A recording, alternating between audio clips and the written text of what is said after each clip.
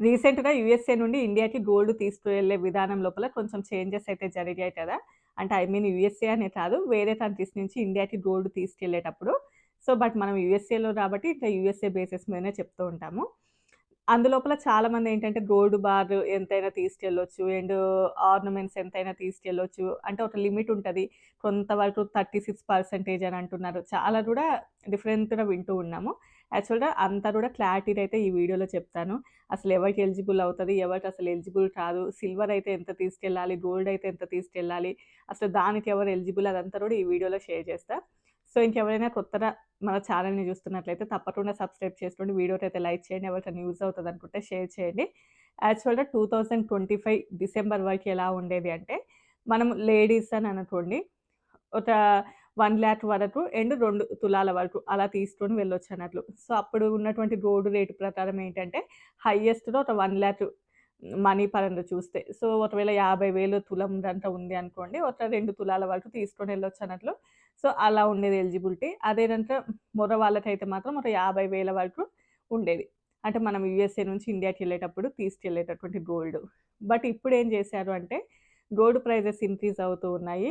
Almost అప్పటి అంటే currency valuation ప్రకారం గనక చూసుకున్నట్లయితే మనం ఇప్పుడున్నటువంటి రేట్ ప్రకారం ఈవెన్ అసలు ఒక్క తులం గూడా తీసుకెళ్ళలేము. ఆల్‌మోస్ట్ కొన్ని గ్రామ్స్ కంటే ఎక్కువ గూడా తీసుకెళ్ళలేము కాబట్టి, ఇప్పుడు ఆ కరెన్సీ వాల్యుయేషన్ అయితే తీసేసారు. ఓన్లీ కూడా గ్రామ్స్ వైస్‌గానే తీసుకెళ్ళొచ్చు అని చెప్పి. అది కూడా ఆడవాళ్ళకైతే 40 గ్రామ్స్, మగవాళ్ళకైతే 20 గ్రామ్స్ అని చెప్పి. అది కూడా అందరికీ కాదు. అంటే ఫర్ ఎగ్జాంపుల్‌గా చెప్పాలి అనంటే, ఎవరైనా పేరెంట్స్ యూఎస్ఏకొచ్చి వాళ్ళు ఒక 6 మంత్స్ యూఎస్ఏలో ఉండి ఇండియాకి గనుక రిటర్న్ అయ్యారు అని అనుకోండి, వాళ్ళకి మాత్రం ఈ 40 గ్రామ్స్, ఈ 20 గ్రామ్స్ మాత్రం వాళ్ళకి ఎలిజిబుల్ కాదు. అదే 6 నెలల నుండి 1 ఇయర్ లోపు గనక ఇండియా గనక ఎళ్ళిపోతే 6% పే చేయాల్సిందుంటది. అంటే పేరెంట్స్ ఒక 3 మంత్స్ యూఎస్ఏకి వచ్చేసి ఇక్కడ ఏదైనా గోల్డ్ పర్చేస్ చేసి దానికంతా ఇండియా తీసుకొని వెళ్తున్నారు అనుకోండి, వాళ్ళు మాత్రం 38% వరకు పే చేయాల్సిందుంటది. ఒక 6 మంత్స్ బిలో ఉన్న వాళ్ళైతే. అలా కాకుండా ఒక 7 మంత్స్, 8 మంత్స్ ఉండేసి అలా ఇండియాకి గనుక వెళ్తున్నారు అనుకోండి, వాళ్ళు మాత్రం 6% వరకు పే చేయాలి. మనం more than 1 year or 2 years యూఎస్ఏలో ఉండేసి ఇండియాకెళ్ళేటప్పుడు ఒక 60 గ్రామ్స్ గోల్డ్ ఏదైనా తీసుకొని వెళ్తున్నాం అనుకోండి, 40 గ్రామ్స్ వరకు మనకి డ్యూటీ ఏం కట్టాల్సిన అవసరం లేదు కదా! రిమైనింగ్ 20 గ్రామ్స్ ఏదైతే ఉంటదో దాని మీద మనం 6% చేయాల్సిందుంటది. ఇది ఓన్లీ కూడా ఆర్నమెంట్స్ వరకే. అంటే మనం ఏదైతే రెడీ చేపించుకుంటామో చైన్స్ కానియండి, బ్రాస్లెట్స్ కానియండి, ఇలాంటివి ఏదైతే చేపించుకుని ఉంటామో వాటికి పే చేయాలి.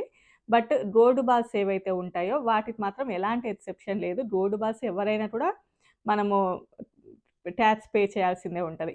అంటే ఫర్ ఎగ్జాంపుల్ అందులోపల కూడా 6 మంత్స్ బిలో ఉండేసి ఏదైనా గోల్డ్ బార్‌ని గనక తీసుకొని వెళ్తే 38.5% పే చేయాల్సిందుంటది. అలా గాకుండా 6 మంత్స్ అబోవ్ యూఎస్ఏలో స్టే చేసి రిటర్న్ ఎళ్తున్నారు అని అనుకోండి. ఆర్ 1 ఇయర్ అలా స్టే చేసి రిటర్న్ ఎళ్ళేటప్పుడు గోల్డ్ బార్స్ ఏదైనా కూడా తీసుకొని వెళ్తే వాళ్ళు 6% పే చేయాల్సిందుంటది. ఈవెన్ మనము ఒక 10 గ్రామ్స్ గోల్డ్ బార్ తీసుకెళ్ళినా కూడా మనం 6% పే చేయాలి. గోల్డ్ బార్స్‌కి మాత్రం ఎలాంటి ఎక్సెప్షన్ లేదు. ఎవ్వరైనా కూడా మనీ పే చేయాల్సిందే ఉంటది. సరేలే ఒక 6% కదా! మనము ఎంతైనా కూడా గోల్డ్ బార్స్ తీసుకొని వెళ్ళొచ్చు అనంటే, అలా కాదు. ఓన్లీ ఒక కేజీ వరకు మాత్రమే ఎలిజిబిలిటీ ఉంటది. అంటే 6% పే చేయడం అనేది ఓన్లీ ఒక కేజీ వరకు మాత్రమే ఎలిజిబిలిటీ ఉంటది. అంతకంటే ఎక్కువైతే తీసుకెళ్ళకూడదు.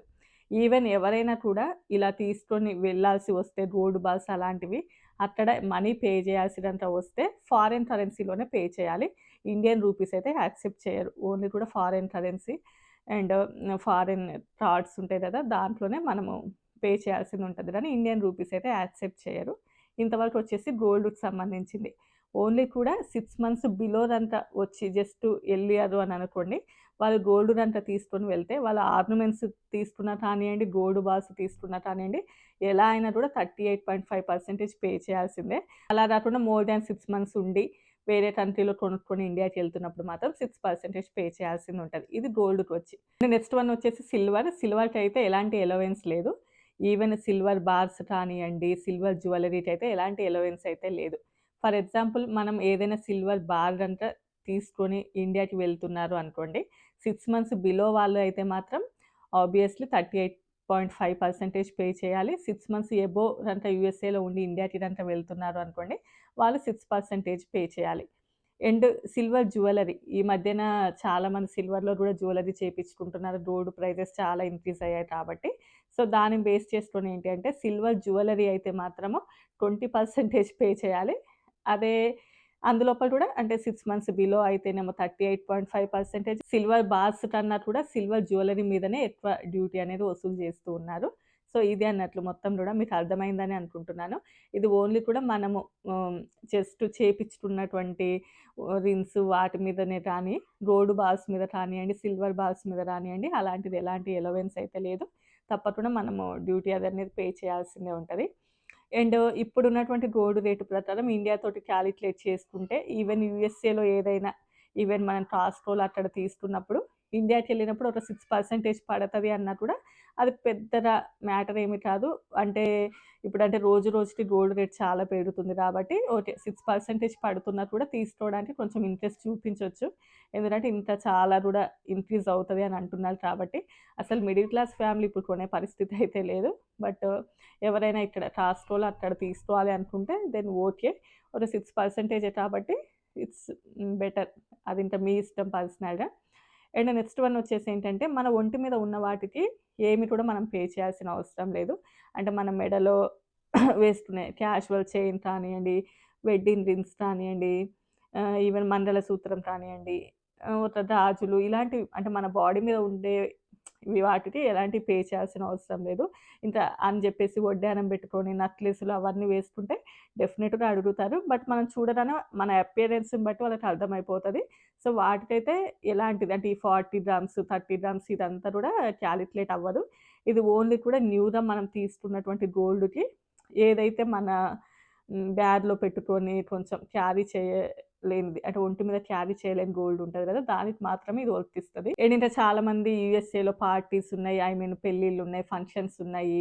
అందుకోసమే కొంచెం ఎక్కువగా గోల్డ్ తెచ్చుకున్నాము. లేదు అంటే మళ్ళీ మేము ఇండియాకెళ్తున్నాము. యూఎస్ఏలో గోల్డ్ పెడితే సేఫా కాదా అని చెప్పేసి ఇండియాకి తీసుకెళ్తున్నాము అని అనుకుంటే కొంచెం ఎక్కువ మొత్తంలో గోల్డ్ ఉంటే కొంచెం వాల్యుయేషన్ సర్టిఫికేటు అవి ఉంటాయి కదా! అది ఉంటే కొంచెం బెటరు. అది మ్యాండేటరీ అని కాదు. ఇది బెటర్ అన్నట్లు. అంటే లేకపోతే మీది ఓల్డ్ ఫోటోస్ ఏమైనా ఉన్నా కూడా అలాంటివి కొంచెం ఎక్కువ మొత్తంలో గోల్డ్ క్యారీ చేస్తుంటే అలాంటివి సేఫ్ సైడ్‌లో పెట్టుకుంటే మంచిది. అండ్ అంటే మనము ఒకవేళ యూఎస్ఏలో ఏదైనా గోల్డ్ బార్స్ కానియండి అలాంటివి తీసుకొని మనం ఇండియాకెళ్ళేటప్పుడు అక్కడ కస్టమ్స్‌లో పే చేయాల్సింది ఉంటది కదా! ఈ 6% అక్కడ అంత టైం వేస్టు మళ్ళీ అది అటు ఇటు అవుతాయి ఎలా అని అనుకుంటే ఈవెన్ మనకి ఇక్కడ యూఎస్ఏలో ఉండి కూడా పే చేసేటివి ఉంటాయి. కొన్ని వెబ్‌సైట్స్ ఉంటాయి. అతిథినో, అదితి అని చెప్పి చాలా ఉంటాయి కదా! ఇండియన్ కస్టమ్ యాప్స్ అని చెప్పి.